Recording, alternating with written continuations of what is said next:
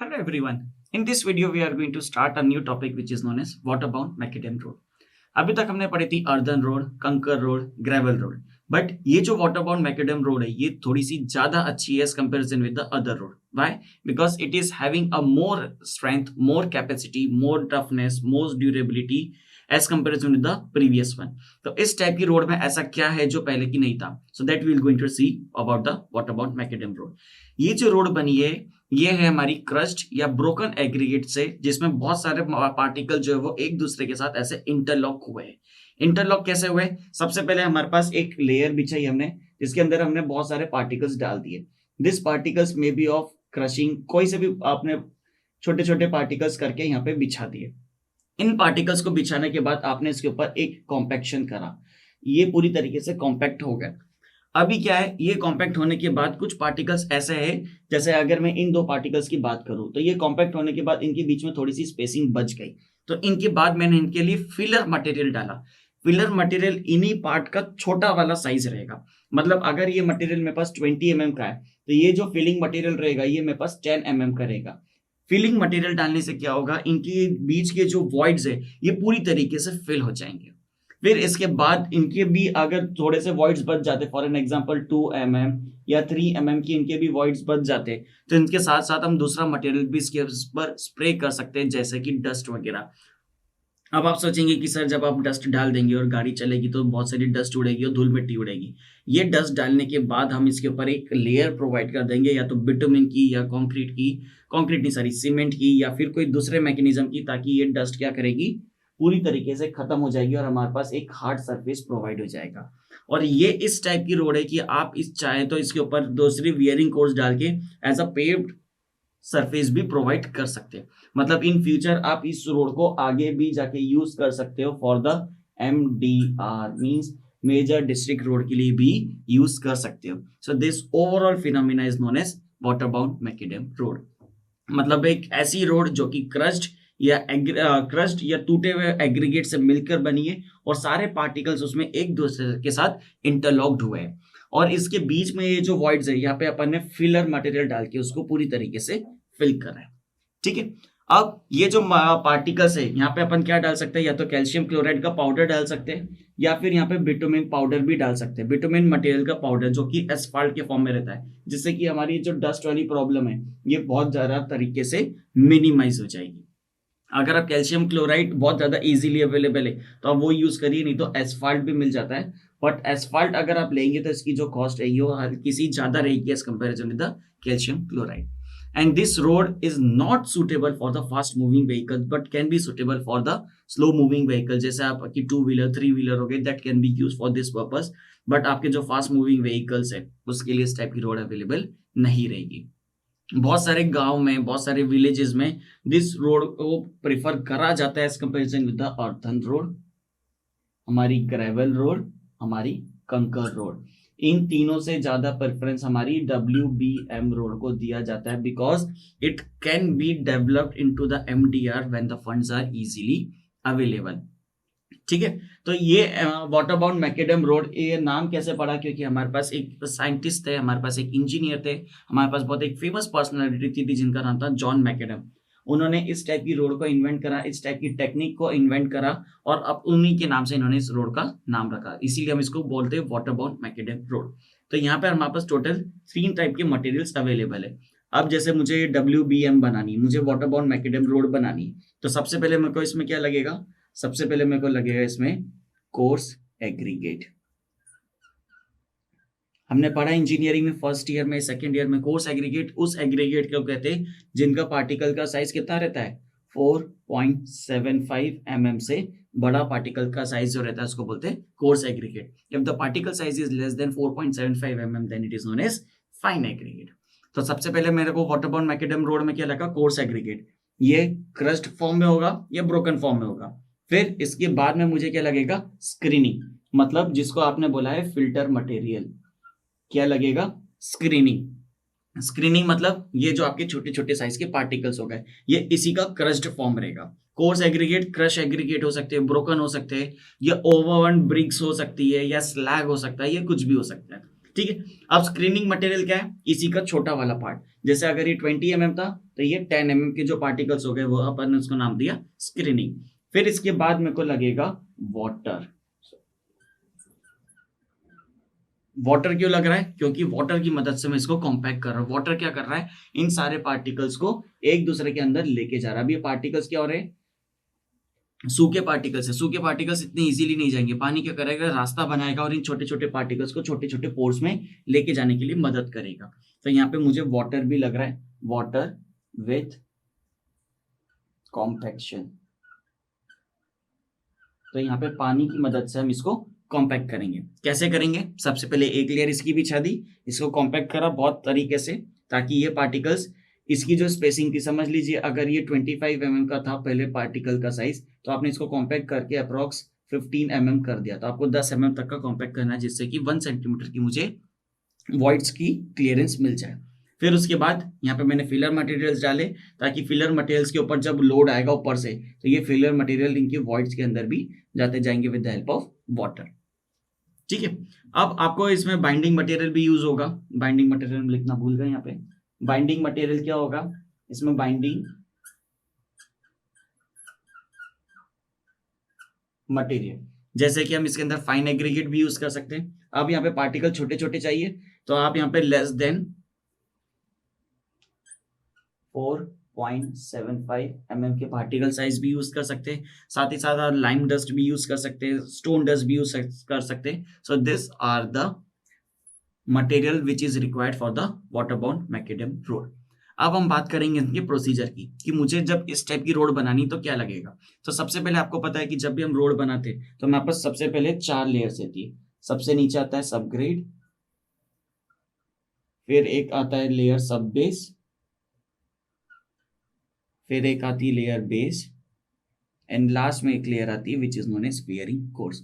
तो what we have to do, first we have to prepare the subgrade, फिर उसके बाद सब बेस, फिर उसके बाद बेस, फिर वियरिंग कोर्स। जब हमारी रोड पूरी तरीके से बन जाएगी, मतलब ये मेरी रोड का हिस्सा था, तो मुझे रोड के पास में शोल्डर्स भी बनाने पड़ेंगे, जो कि एज अ फ्यूचर को मुझे रोड को एक्सटेंड करना है, तो ये वाला पार्ट में उसमें ले सकता हूँ। तो ये शोल्डर्स भी बनाने पड़ेंगे। तो शोल्डर्स बनाने के लिए हमारे पास एक और टर्मिनोलॉजी होती है which is known as curve.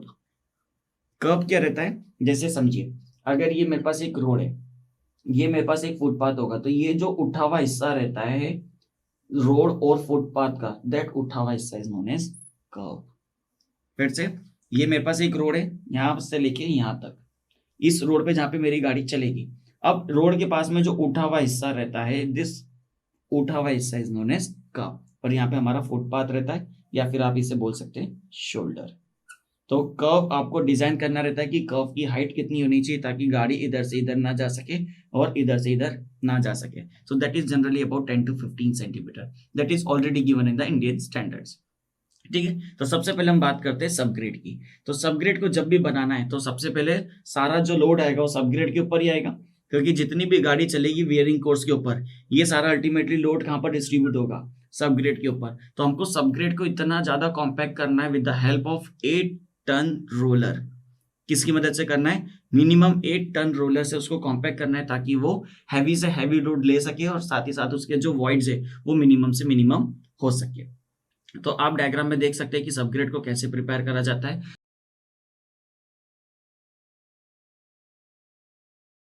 मतलब हमारी जो साइड रहती है उसको पूरी तरीके से क्लियर कर लिया जाता है, और नीचे वाली जो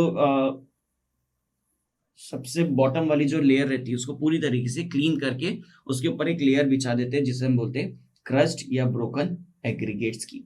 आपने एक और डायग्राम देखा था जो कि इस तरीके से दिखता था, ये हमारी टॉप लेयर थी जिस पर अपन ने एक लेयर बिछाई थी। अब इसी के ऊपर हम लेयर्स बिछाते जाएंगे बिछाते जाएंगे बिछाते जाएंगे और अल्टीमेटली इस वाली पिक्चर पे खत्म करेंगे। ओके, तो यहाँ पे हमने क्या करा, सबसे पहले सबग्रेड प्रिपेयर करा।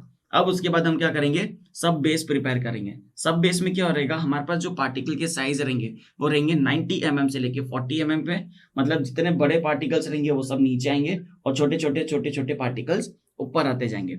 ये पार्टिकल्स हमारे किसी भी मटेरियल के हो सकते हैं, एग्रीगेट्स के भी हो सकते हैं, बर्न ब्रिक्स के भी हो सकते हैं, या कुछ और अलग लेयर्स के भी हो सकते हैं। और इन पार्टिकल्स को मुझे कितना बिछाना है, अबाउट 15 सेंटीमीटर तक इस पार्टिकल की थिकनेस होनी चाहिए। अब अगर जैसे मुझे रोड बनानी है 30 सेंटीमीटर की, तो मुझे क्या करना पड़ेगा, इस 30 सेंटीमीटर की रोड के लिए मुझे 30 सेंटीमीटर इस साइड से भी और 30 सेंटीमीटर मुझे इस साइड से भी एक्सटेंड करना होगा, is in the form off shoulder. मतलब जो भी रोड है उसका 30 सेंटीमीटर इस साइड से, 30 सेंटीमीटर इस साइड से। वैसे रोड कभी भी 30 सेंटीमीटर नहीं हो सकती। अकॉर्डिंग टू आईएस स्टैंडर्ड्स, एक रोड अगर वन वे रोड है तो उसके लिए मिनिमम स्पेसिंग होती है 3.75 mm। अगर वो टू वे होती है तो अपन इसको हर 3.5 मीटर ऐड करते जाते हैं। 3.5 मीटर मतलब 7 मीटर, 10.5 मीटर, ऐसे बढ़ती जाती है। तो हर 3.25 मीटर के लिए, हर 3.5 मीटर के लिए मुझे 30 सेंटीमीटर का एक्स्ट्रा मार्जिन लेकर चलना ही होता है। क्यों एक्स्ट्रा मार्जिन लेकर चलना है? क्यों? क्योंकि यहाँ पे मुझे शोल्डर्स वगैरह कंस्ट्रक्ट करने हैं। ओके, तो इस तरीके से मैंने अपना सब ग्रेड प्रिपेयर करा है, इस तरीके से मैंने सब बेस प्रिपेयर करा है। Now what we have to do, we have to prepare for the base.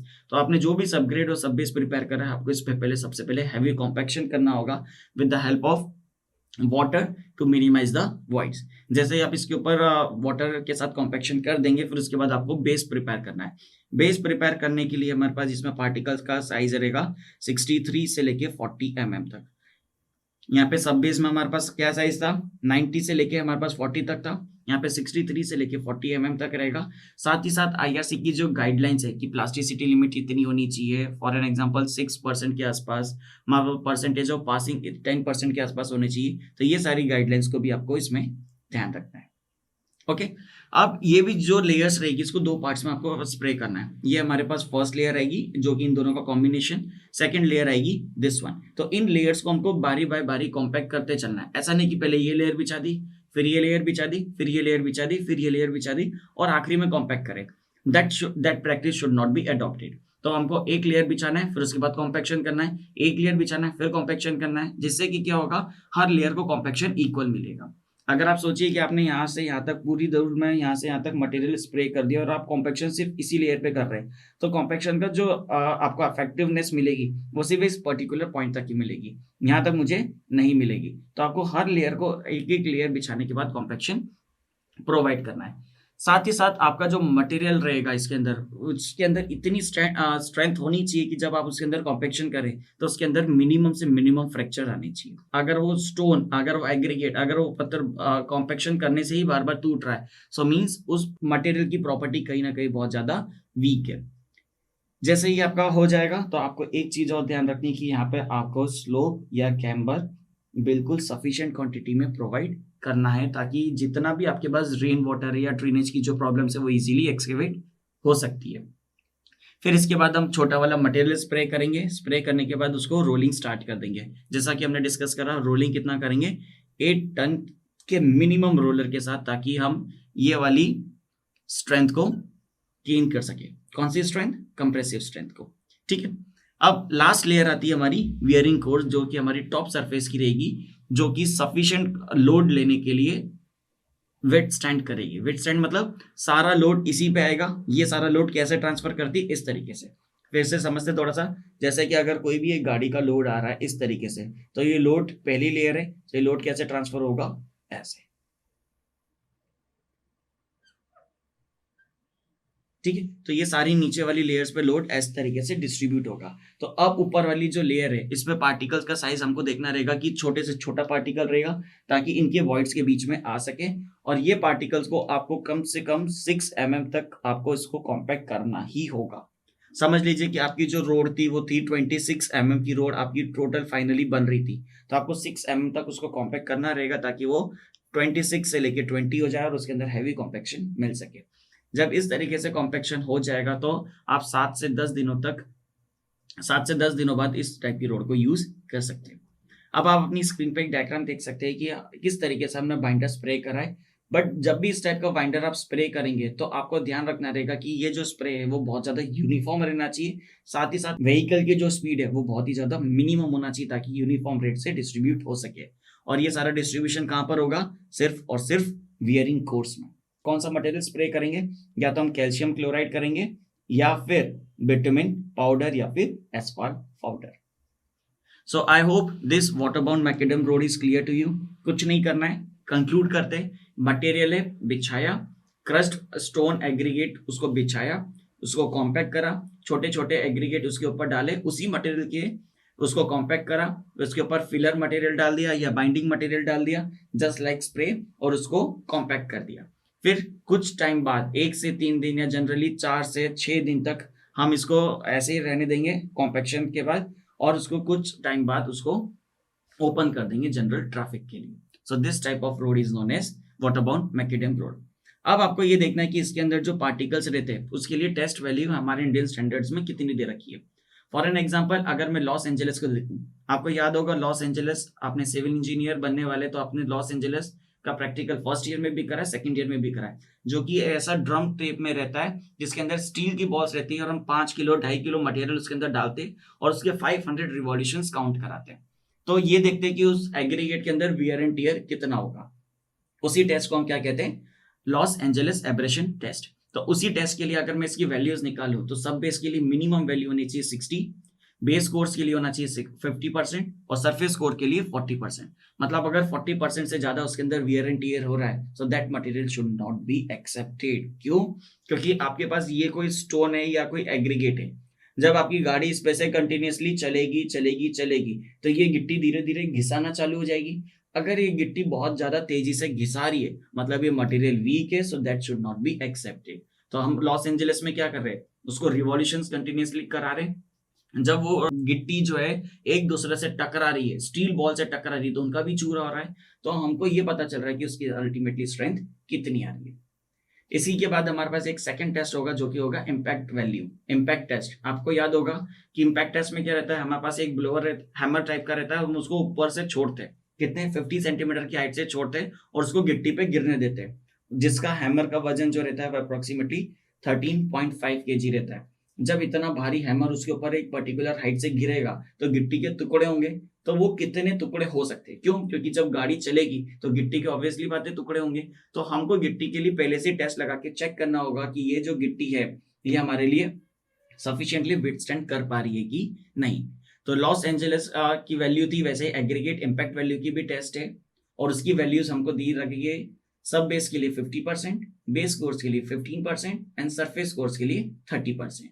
ऐसे टेस्ट तो बहुत सारे होते हैं, जैसे वाटर एब्जॉर्प्शन टेस्ट भी होता है, एसिड टेस्ट भी होता है, but this are the main test for the strength, जिसे हम बोलेंगे flakiness test and the elongation test. इसमें आपने टेस्ट में करा होगा, आपके पास एक जाली जैसी रहती होगी और आप जाली में से आप एक गिट्टी के पार्टिकल को पास करते होंगे। मतलब मेरा जो मटेरियल है वो बहुत ज्यादा इलोंगेटेड नहीं होना चाहिए और मेरा जो मटेरियल है वो बहुत ज्यादा फ्लैकी नहीं होना चाहिए। मतलब एक तो पार्टिकल लंबा नहीं होना चाहिए और एक पार्टिकल पतला नहीं होना चाहिए। क्यों? क्योंकि लंबे पार्टिकल के ऊपर जब लोड आता है तो वो इजीली ऐसे टूट सकते हैं, और जो पतला पार्टिकल है, ऐसा कोई ऐसा पतला पार्टिकल है, इसके ऊपर भी जब लोड आएगा तो वो इजीली टूट सकते हैं। तो आपको इंडियन स्टैंडर्ड के हिसाब से ये भी दे रखा है कि पार्टिकल फ्लैकीनेस टेस्ट और इलोंगेशन टेस्ट आप जब भी परफॉर्म करेंगे, so the value should not be more than 15% under any case, either it may be sub base, either it may be base, or either it may be surface course. So the quality of the materials, if we are having the grades A, B, C, D, E, so what will be the criteria for the grade A? We are having a 12.5 mm sieve and the sieve size is 12.5 mm, 10 mm, 4.75 mm, 0.15 mm. तो percentage कितना है? 100%, 90 to 100%, 10 to 30% and 0 to 8%. But if we are using for the grade B, then the screening size will be 10 mm and the sieve size will be 10 mm, 4.75 mm and 0.15 mm. Then the percentage passing will be 100%, 85 to 100% and 10 to 30%. This is the requirement for the water-bound macadam road. मतलब इसके लिए आपने जो material use करा है उसके लिए भी आपको टेस्ट लगाने रहेंगे कि ये मटेरियल जो है मेरी रोड के सबसे अच्छा है कि नहीं। So I hope this water bound macadam road is clear to you. अभी इसकी नेक्स्ट क्लास में हम वेट बाउंड मैकेडम रोड पढ़ेंगे। Okay, thank you.